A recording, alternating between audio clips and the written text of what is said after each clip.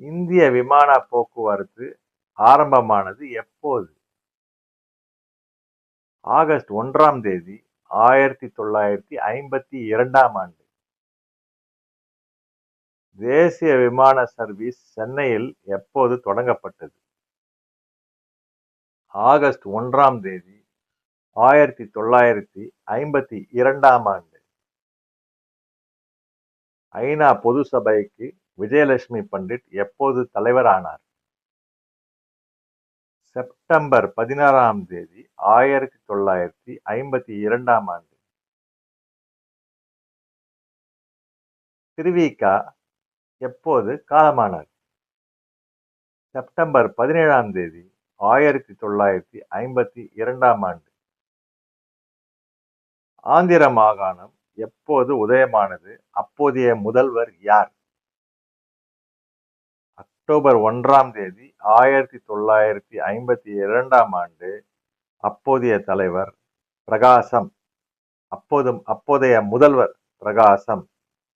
மீண்டும் ஒரு முறை இந்த கேள்வியை நம்ம படிப்போம், பதிலையும் சொல்லுவோம்.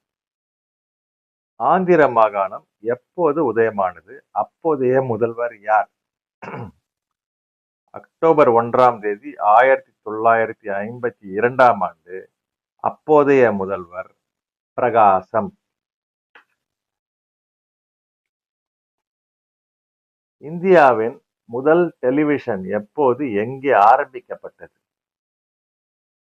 ஜபல்பூரில் மார்ச் 17ஆம் தேதி 1955ஆம் ஆண்டு. ஆயுள் காப்பீட்டுக் கழகம் எப்போது உதயமானது? ஆகஸ்ட் 31ஆம் தேதி. ஆயுள் காப்பீட்டுக் கழகம் எப்பொழுது உதயமானது?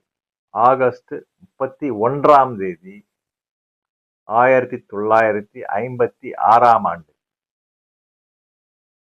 டாக்டர் அம்பேத்கர் எப்போது காலமானார்?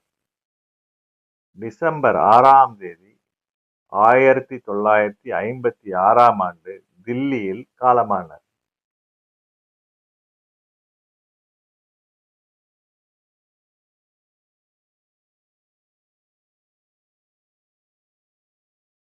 டிராம் பையிலுள்ள முதல் அணு உலைக்கு அப்சர்ஸ் என்று நேருஜி எப்போது பெயர் சூட்டினார்?